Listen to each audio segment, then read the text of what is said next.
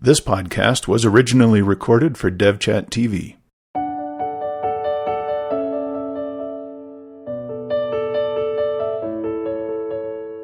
Hey everybody, welcome to another podcast, another episode of Sustain Our Software. Here we talk about all of the things regarding open source sustainability. Our goal with this podcast, it was spawned off of an idea at Sustain Summit in 2018. The goal of the podcast is to take all of the things that were talked about there and all of these topics that people are very passionate about and want to share, but don't have a venue to do so. That's what this podcast is for. So we hope that you enjoy it. We hope that with every single one of our episodes, you're learning more about open source, more about the problems that we face as a community and ways that we can make it better. Today on our panel, we have Richard Littauer. Yo. Myself, Eric Berry, and our special guest today is Abigail Cabunoc Mayes. Abigail, how are you? I'm good. Did I get that right?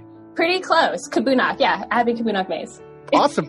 The thing that I believe most about top-notch developers is that they're constantly learning. Whether you're out watching videos, whether you're reading blog posts or books, whether you're out writing open source software, you're always out there learning how to be a better developer. And my friends at Thinkster and I teamed up and we put together a show called the Dev Ed Podcast. You can find it at devedpodcast.com. It's run by Joe Eames, who you might know from JavaScript Jabber, Adventures in Angular, and Views on Vue. And they have terrific conversations about what it means to become a better developer, to learn how to do development, and the ways that you can learn. So if you're looking for inspiration and ideas about how you can do better and learn better as a developer, then go check out the Dev Ed Podcast. Abigail, you work for the Mozilla Foundation. You're a practice lead, and you're working in open. I don't know exactly what that means, but you were named in the 100 most awesome women in open source, and also you were mentioned in GitHub's State of the Octoverse in 2016. You've got quite a resume. Oh, thanks. Thanks for looking me up and seeing all the fun things I put on my website. Absolutely, absolutely. Sorry for the ding there. I forgot to mute. So we have you on today to talk about the Mozilla Foundation and where they're at with open source. But you have a fascinating background. I'd like to first have you share that with our audience. I read your blog about your grandmother. I was wondering if you could just recap that and recap what you found in the medical community with open data. I'd love to hear that story from you. Yeah, for sure. Yeah, I have a background in bioinformatics and computer science. And I was really lucky at the beginning of my career. I've always been really interested in using computer science to solve the problems we see in biology or in medicine. My first job out of school was working at a cancer research institute. You referenced that blog post, but that was a really meaningful work for me. The idea that I was helping someone else's family, like my grandmother had passed away from cancer. So it was nice that I was giving back to the medical community. And I was really fortunate that the first lab I worked in, Lincoln Stein, he's a big advocate for open science and open source. He's written a ton of open source for the bioinformatics community. And working there, I saw how much that really helped researchers sort of discover more by sharing the software. And then on top of that, like sharing the data, people were like finding really cool things about our bodies and about cancer. And we're able to like have discoveries and find good therapies that were helpful. But yeah, the longer I was in academia, the more I realized that like not every lab was like the one I was in. It's really common for people to sort of hide their results and keep it a secret until they're ready to publish, or even fudge it a little bit just so they can get the better results and get tenure and get published in a better place. So yeah, the longer I was there, the more I realized like there's something wrong happening in academia. Then I really cared about open science and really using the web to further science. And this idea that the web helps us share data much faster than any journal could was really exciting, because I think that's what the scientific revolution was. It was people realizing that they can write down what they're discovering in a journal, which was the fastest way to get information around. And then other people can find that and build off it. And that's why we have so many discoveries during that scientific revolution. It's so much more efficient now, the internet, but it hasn't quite caught up yet. I don't know if that made sense. But yeah, that's why I care about open science. That's interesting. So how long has open science been a thing? Oh, I'm actually not sure. Well, it depends on what you mean by open science, right? Yeah. So open science has been people sharing their journals since the 1800s. Whether or not that's locked in the monastery counts as open source, I don't know what clerical licenses look like. But then as far as the open science movement, there's been a lot of sharing going all the way back to I mean, a lot of the stuff at Bell Labs, a lot of stuff at MIT was actually shared. More recently, in the past couple of decades, has been the Open Knowledge Foundation has done a lot of good work with sharing things. And part of that has been open science. Are you involved with them at all, Abigail? Open Knowledge Foundation? They come to MozFest, the Mozilla Foundation, like every few years. So I've done some work with them, yeah. So when we say open science, are we talking about an actual company or something called open science, or just the general genre of science that's also open? Yeah, I'm thinking of the movement around open science. I think a lot of that was inspired by the open source movement, just seeing how open source really took off and thinking like, oh, why don't we apply this to research, which originally was quite open, but it's gotten a bit closed over the years. Yeah. How did you go from doing bioinformatics open science work to working at Mozilla? Yeah, so about 5 years ago, I saw these tweets from the Mozilla Science Lab, and their mission was all about, furthering science on the web. And it's like, that's what I care about, and that's what I do. So I started volunteering with them, and then eventually joined as a lead developer for Mozilla Science. I was writing a lot of prototypes to sort of, further open science or using the web for science. Things like, getting a DOI or digital object identifier for your code, so that way you can cite it. So making code a little bit more of a research object or something that you can actually put in your resume. Because a lot of scientists who are writing code, you need a lot of it to make discoveries nowadays, but they weren't getting credit for it, or it didn't matter when it came to tenure. So you're talking about altmetrics here. Oh yeah, altmetrics. Yep. Cool. Can you describe what those are? Richard knows so many words from this world. I'm telling you, I just start the podcast and he runs through. I'm going to go get a coffee. I'll be back. That's not fair. That's not fair. I used to be involved with open science as well, so it's awesome. I didn't even know that. I've known you for a while. Yeah, it's very dear to my heart. DOIs are fascinating because digital object identifiers are used for all journal articles. Yes, basically, and that way you can say what version you're pointing to and the like. But what ends up happening, the reason I bring up altmetrics is because a lot of people in academia need to basically publish or perish. So they need to publish papers or else they don't get continued on their contracts with their universities or with their labs. Unfortunately, publishing code doesn't normally count towards the ethics review or the committee review that goes through these papers and looks at, hey, how important is this person? What only really counts is what journals have they published in and have those been cited a lot. So it sounds like, Abigail, what you were working on is making it easier for people to actually publish code and get recognition for that from their various institutions? Yeah, so helping people get recognition for that. And we tried a couple things. We made some badges for that, little things with Zenodo, but also just helping them write code in the first place, because a lot of scientists, they never were formally trained. So just helping them with the basics of that. And then that shifted to me teaching the scientists how to write open source software for their research. And that's when I got into teaching open leadership, or this idea that how do you run a project in a way that enables collaboration? Because we found a lot of researchers where we had these cool projects they're working on, and there were a lot of developers who wanted to help them, but they didn't make it easy for people to help them do the work. So what I'm curious about, and I may sound stupid here, I have Firefox installed on my computer, and that's what I think of when I think of Mozilla. Yes. It doesn't sound like you're talking about the browser. So how is Mozilla the umbrella under which you do this work? So Mozilla's mission is to ensure that the internet is a global public resource, open and accessible to all. And if you remember the browser wars back in the early 2000s, there was a danger that Microsoft was really going to take the building blocks of the internet and not share it and not make it open and accessible. So Mozilla came in with Firefox, and that was their way of disrupting the market there and sort of taking back the web for the people. And over time, I think we've seen the browser where it's no longer a monopoly right now in the browsers. So Mozilla approaches this a couple ways. There's the building products to ensure that. So we mentioned Thunderbird before we started recording, Firefox. Yep. But then also the mission, the movement, fueling the movement of people who are doing this. So I work on the Mozilla Foundation side, which really is that movement focus. So I started working with the scientists, but my role shifted, and then I'm working with all the different people that are part of this movement that want a healthy internet that anyone can access. So it's scientists, it's people doing open hardware, open source, it's newsrooms, it's arts. Yeah. So that's a massive field, because scientists itself could apply to all humans who use the scientific method. So how do you narrow down? What are you working on now? How have you chosen these various factions to work with?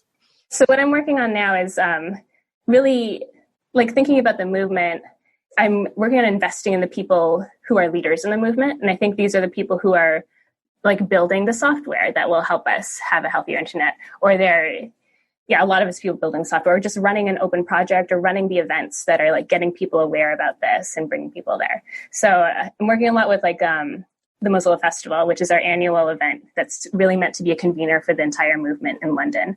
The thing that I think about when I think of Mozilla is something that I'm very passionate about myself and seems to be more and more relevant to what I do on a daily basis, which is advertising, is the privacy aspect. Mm-hmm. It seems that Mozilla has taken and owned essentially the privacy. That's excluding the Brave browser, which that's a whole different discussion, but it seems that Firefox has decided that they're going to basically do the opposite of what Google does and say, we actually care about our customers as people, as humans versus as products. And that's probably bad to say, but no, I am in this world where I do see what happens, and it's unfortunate. I still use Google Chrome because it's just easier. It's basically a habit for me. I understand, yeah. But at the end of the day, it seems like Mozilla is hyper-focused on providing tooling for their users to retain their privacy. Can you tell me more about that? Do you see that? Yeah, there are issues in the world today that are preventing us from getting to a healthy internet. So one of them is privacy and security. Another one's openness, decentralization, web literacy, and digital inclusion. And I think for privacy and security specifically, like we want to be building things where we care about the people. We're on your side. I'm actually not super familiar with Firefox's decisions around this, but I know that they're very conscious around like how they're getting money and what partnerships they make and how do we do this in a way that benefits the user, and it's not just us profiting from the user, which is what you see happening with like Google, with even things like YouTube, where they're profiting from you staying and watching more, and that like autoplay algorithm gets more and more radical information is being shown because you stay there and watch it longer. So like how can we gather data in a way that really serves the user and helps them and not just us? So it's a big conversation. I don't think anyone's really solved it. And it's always a little tricky, that line between privacy and security and openness, because we do want to be open, but we do also want to be private, like you to be safe online.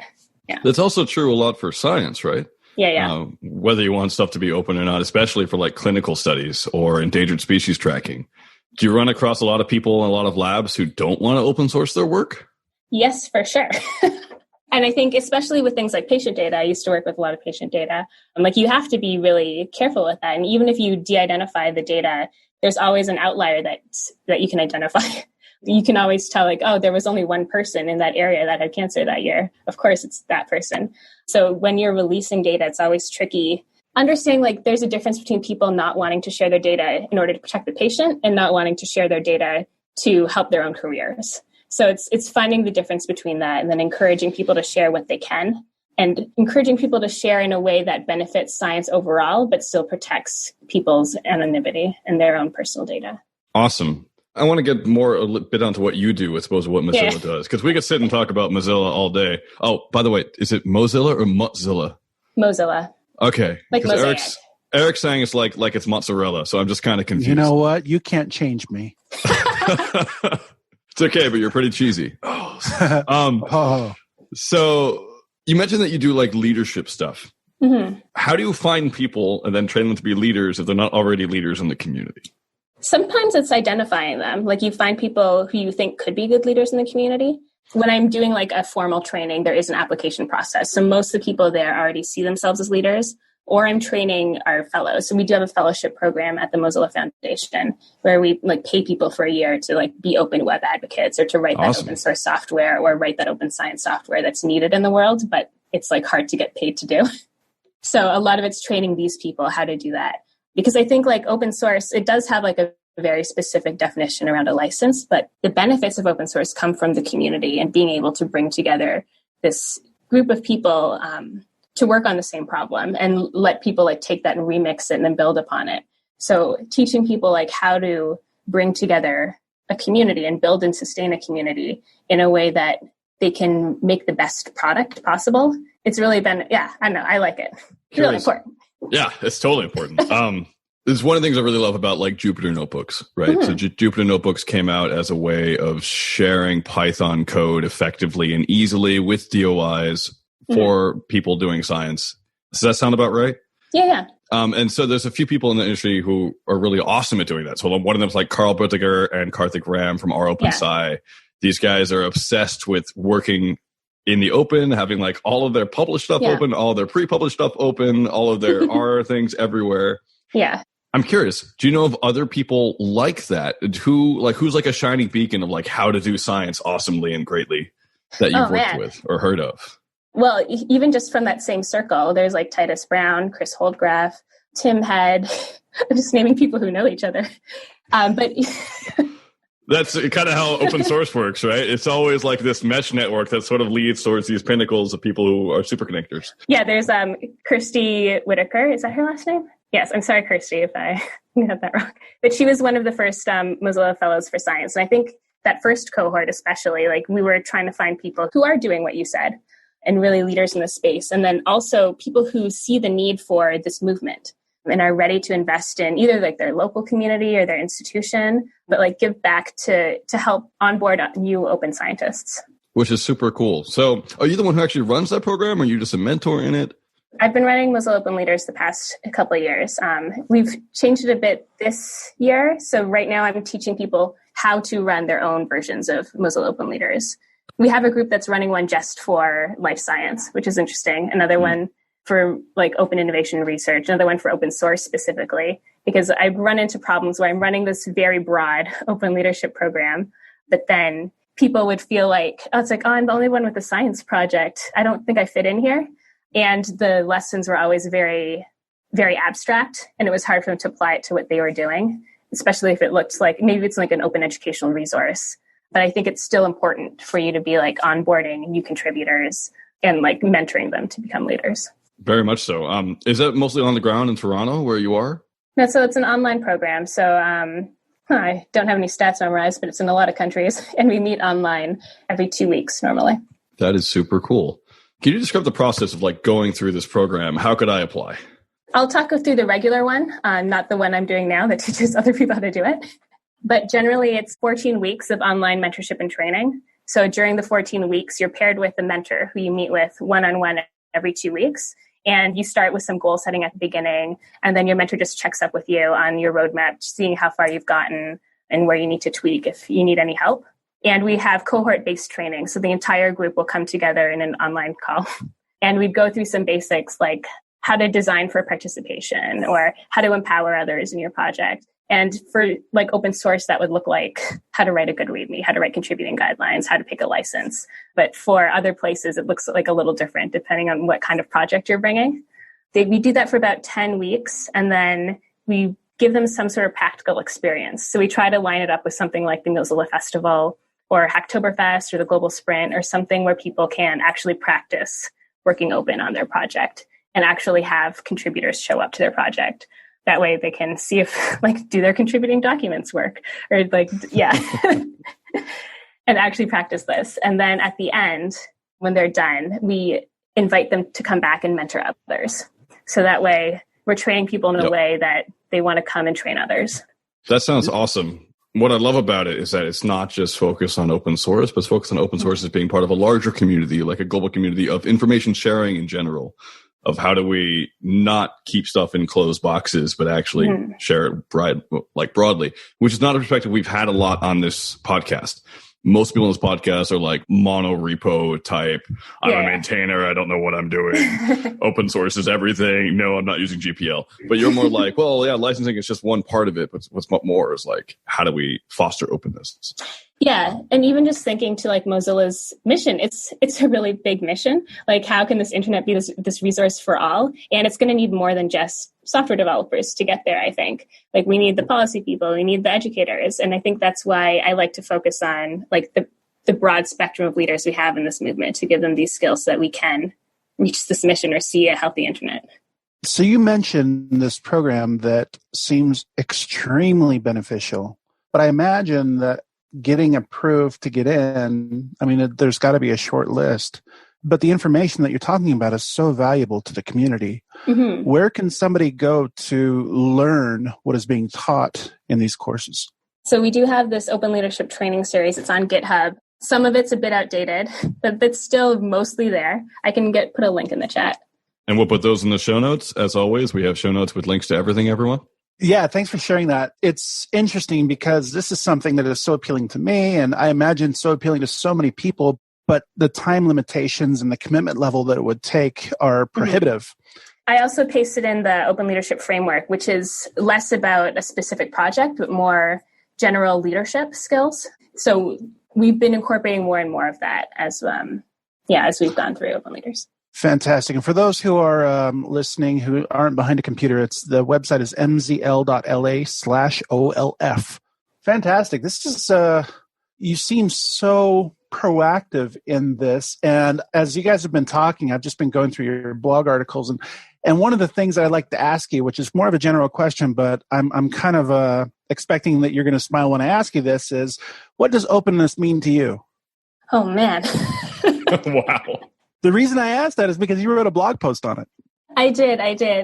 We had a blog series, our team, the Open Leadership and Events team, because we were starting to think about really fueling the movement and really starting to move our thinking from just teaching people how to be open to how does this affect the broader internet health movement, or how can we be using this effectively, and how do they work together with each other? And for me, I think openness and movement building are really similar. It's like a way to rally people together around something and empower them to work towards a shared goal or have this shared goal. So it's pretty interesting. And I realized I wrote a blog post about this. What does openness mean to you?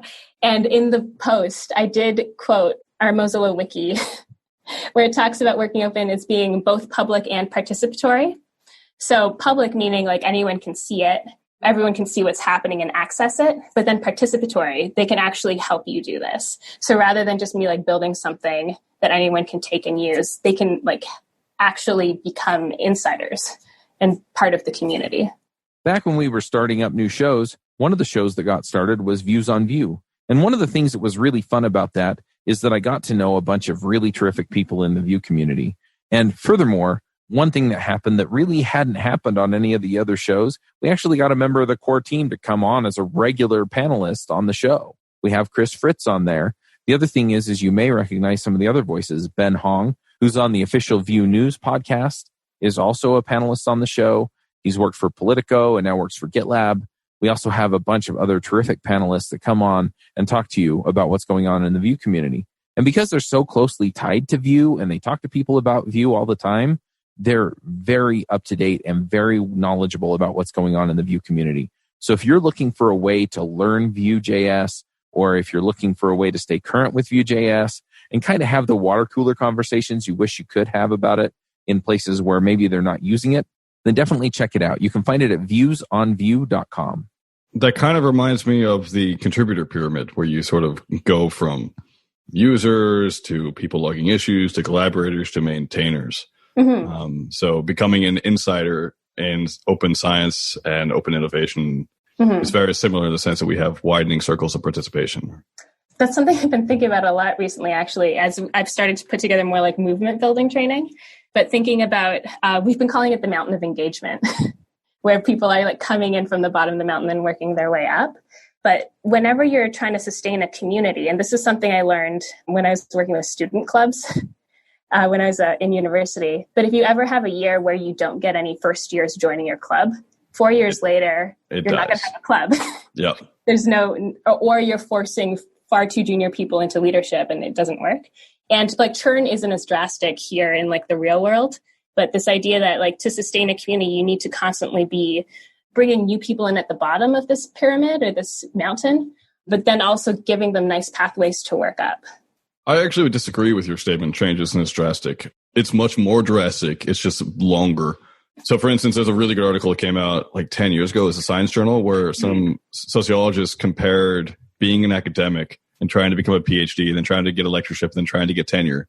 Yeah. It was exactly the same format as drug gangs, where you have a lot of people like running drugs and then you have people above them who distribute and people above them who actually make decisions. And the odds of you being like a street runner becoming like a drug lord is basically nil. In the same way, the odds of you like entering like as an undergraduate and doing like, I'm going to do computer science and I'm going to end up being the next, Alan Kay or something. Yeah. Very low, which is really unfortunate. That's quite a comparison. I'd never. No, it was fascinating. It was like this amazing article, and one of the reasons I left academia. I just couldn't keep. Yeah. Continue. I don't do drugs. Just saying. One of the things that's really interesting to me about that is you say openness has to be participatory. One of the ways that we fight massive erosion on the mountain of engagement, you're saying, right? That's what I've been calling it, yes. Yeah, we fight mudslides, and we keep it being more of a pillar. I guess where everyone can get involved at any level is participation and is actually being open and saying, I need help, and being collaborative and not vying for the same resources at higher tiers. This is a bit abstract, and it will, not trickle down to every single possible use case. But I don't know. That's what came up to me. I don't have a question there. Well, it just makes me think of delegation and just how important it is. Like if you are a leader, to just be entrusting parts of the project with other people in the group. Even if they're not quite ready for it yet, you're there as like a safety net, and just be ready to hand off things, and just design projects and design programs in a way where you aren't assuming that you're going to be there forever. I think that's the idea of sustainability. Like you assume that you're going to be gone at some point. And you see this in corporations. They always have like that succession planning. Not always, but people are talking about like who's going to take over the company next. But we don't always talk about that in open source projects, which I always thought was interesting. Well, that's kind of what we're trying to say when we say docs, right? Yeah. Because the whole idea is that if you write good docs, you can leave and people don't have to ask you questions. Yeah, it's written down. JavaScript's a really interesting use case because JavaScript used to be a fringe language.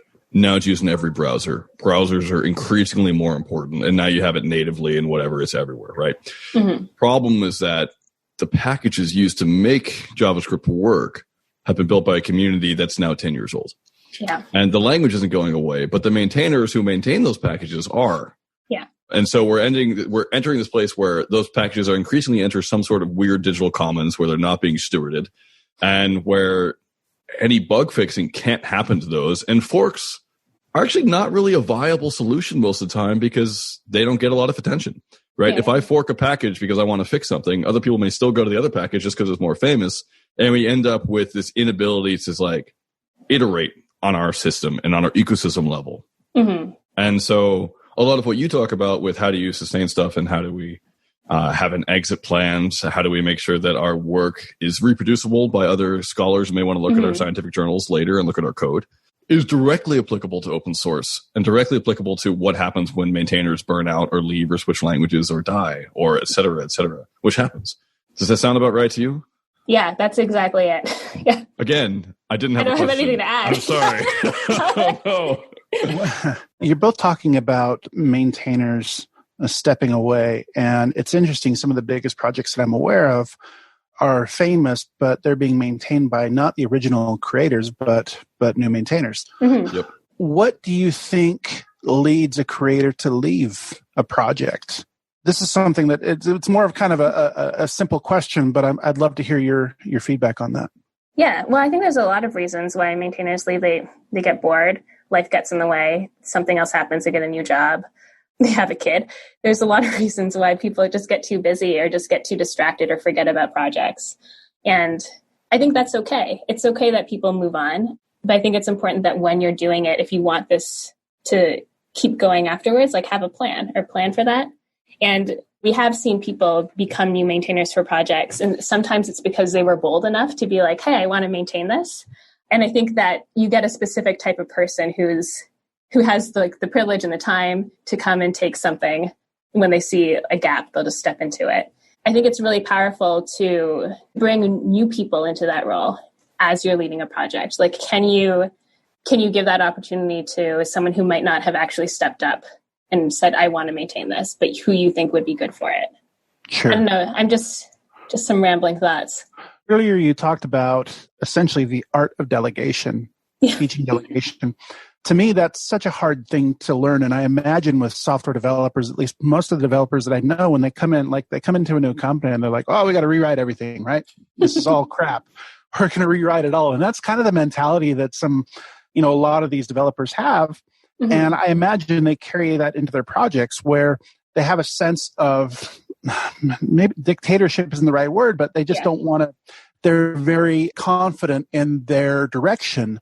Yeah. And so how do you teach somebody to delegate? How do you teach somebody to stop thinking that way and start thinking of how can I make this to where it can fly outside of my own circle of influence? Yeah, and I think part of that is just helping them see the benefit of having a broader community working on the project and just how having diverse perspectives can really build something better than just one person can. And I think it's like that's not the case for every single project. If a project's really small, maybe you don't need a big community helping you build it. But if they do want a community, part of getting people to stick around is giving them ownership of different parts of the project. Like you can get bug fixes, but they're not going to stick around forever. Or they're not going to keep coming back unless they feel like they have ownership over something. And that means delegating. Do you find that for a open source project to become basically to like break the ceiling and become huge, it requires that? Or do you think that that's more of an optional thing?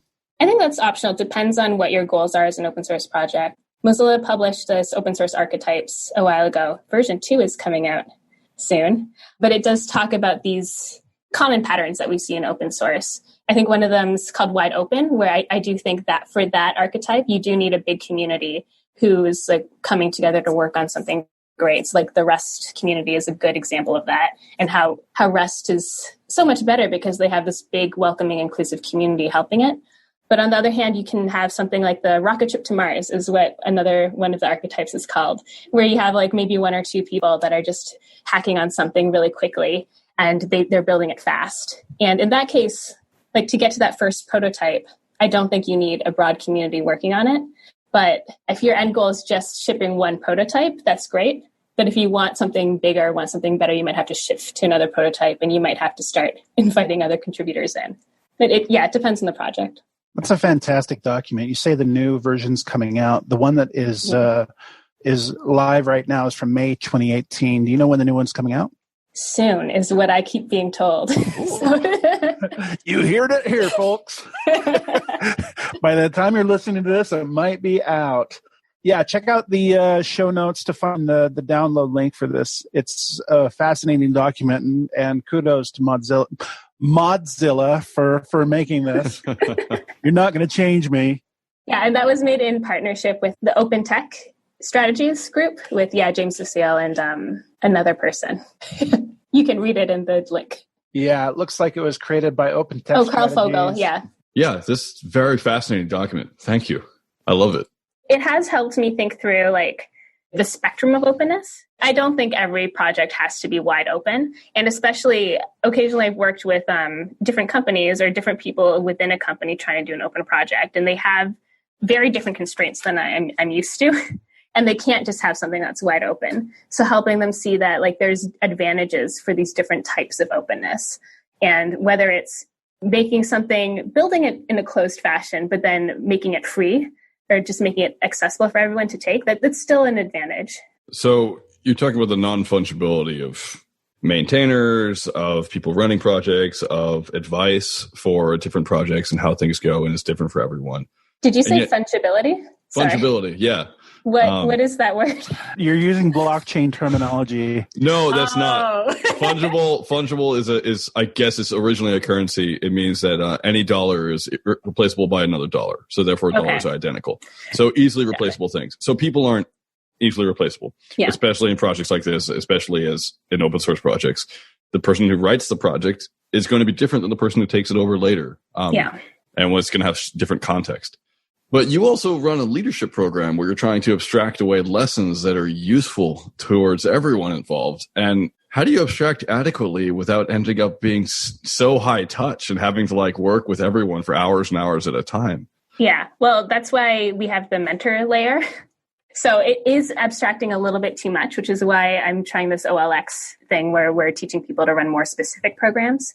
But the idea is we run a fairly abstract lesson, and then the mentor is the one who can take that lesson and apply it to like open source specifically or open science specifically or whatnot. So normally the mentors will pick someone from a similar field as them, and they've gone through this themselves. So yeah, that's how I do it. That makes sense. What were the different groups again? There was open science, there's open source, there's open innovation? Yeah. So Open Innovation for Research. So that one's being run by eLife, which is interesting. How is that not open science or open source? It's what's the difference? It's kind of both of them together. I think they do all overlap a little bit, but yes, there's 10 groups going through this round. I think there's also accessible online security. There's one around AI, like building healthier AI, which I think is interesting. Yeah. I don't know if I'm going to remember all 10 off the top of my head. That's okay. But yeah, they do overlap. I will admit that. Like AI will probably also overlap with open source, but people can choose which one they apply to, or they can apply to both. So as you're running this, you also find the time to write really useful blog posts about what openness is. Barely. Yeah, no, which are great. And you don't have to be able to cite them. The whole point of written word is that it was eloquent once and you got to think about it. Whereas us asking you is, by that metric, rude. So I'm curious, where can people find you on the internet? I'm Abby Cabs on Twitter, ABBYCABS.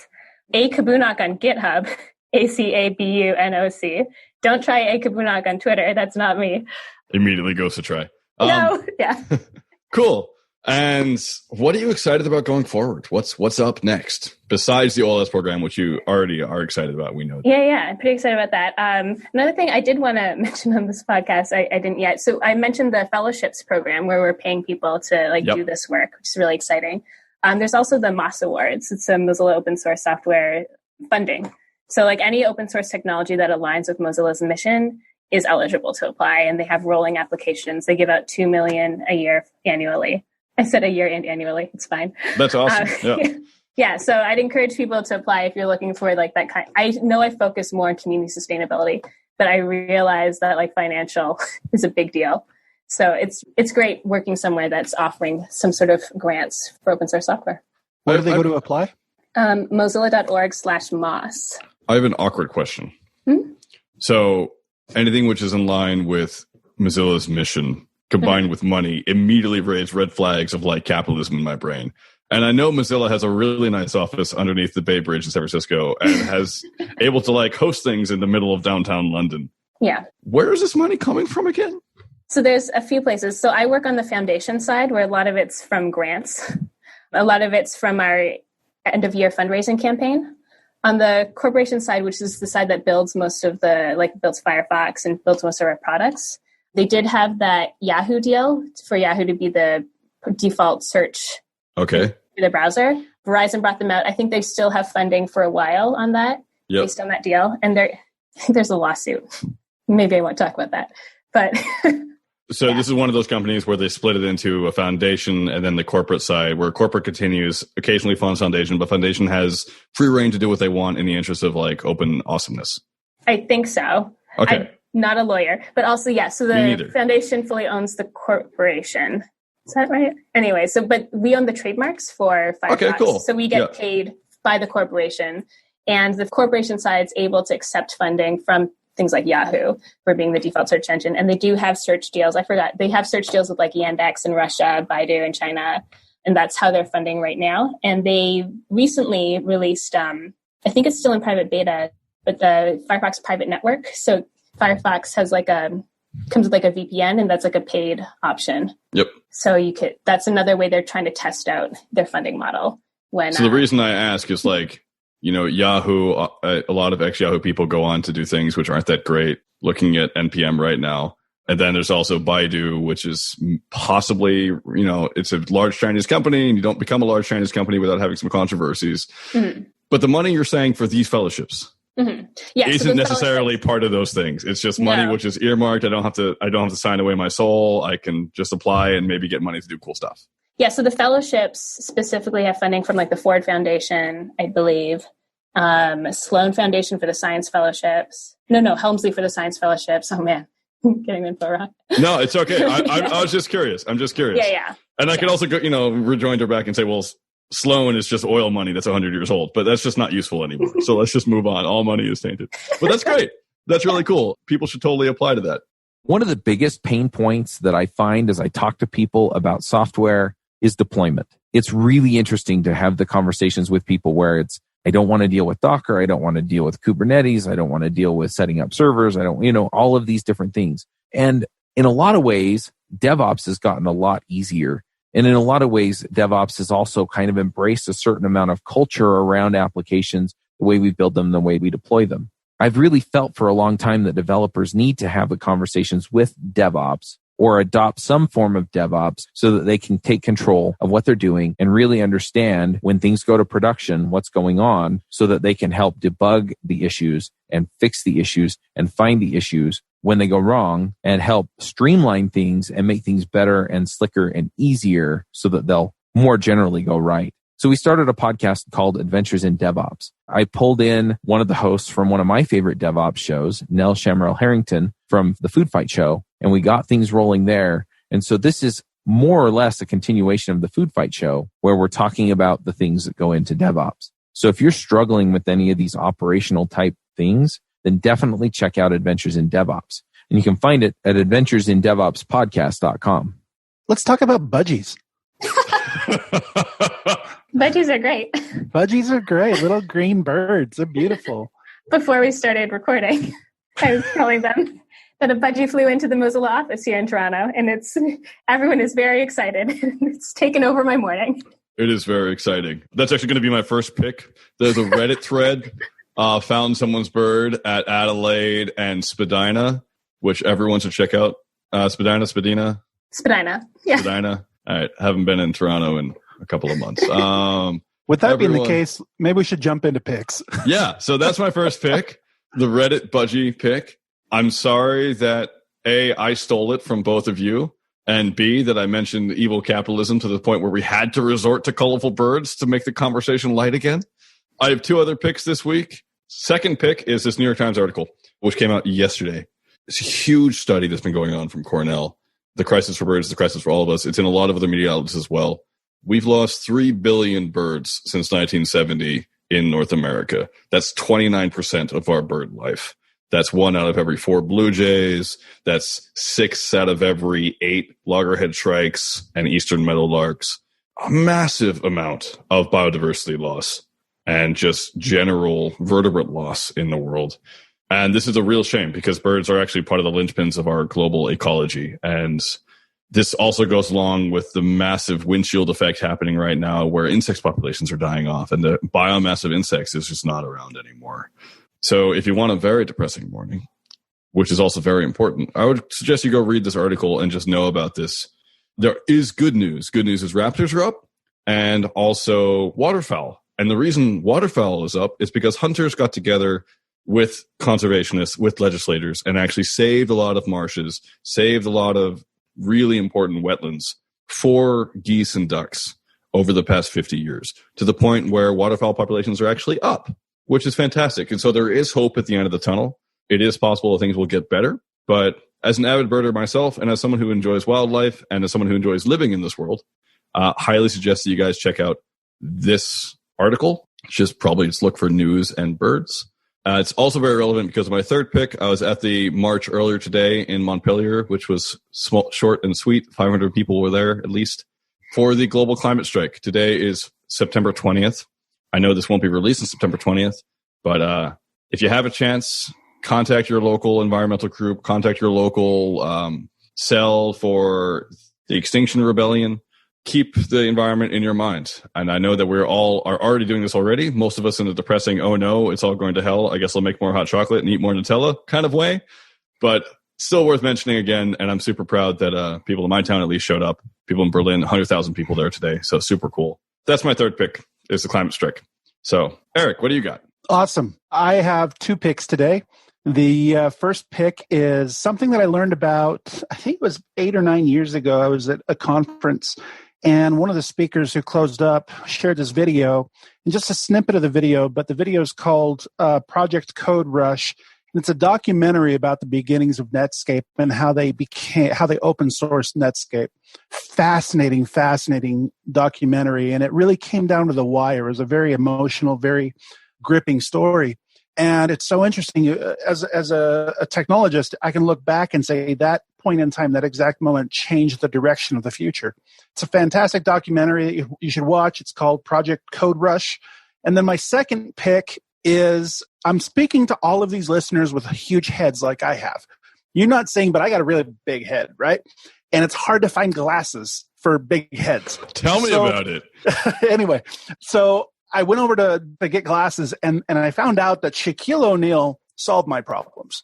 Shaquille O'Neal's amazing because he has a huge head like I do, and he made glasses. He had glasses made that fit big heads. So if you're like me and you have a big head, look to Shaquille O'Neal for better glasses. Those are my 2 picks. Thank you so much for that. Abigail, how about you? Sorry, I was thinking of picks while you were talking, so I may have missed what you said. Yeah, in honor of like the climate strike, I'm actually going to pick Chris Adams' blog. I'll put it in the chat.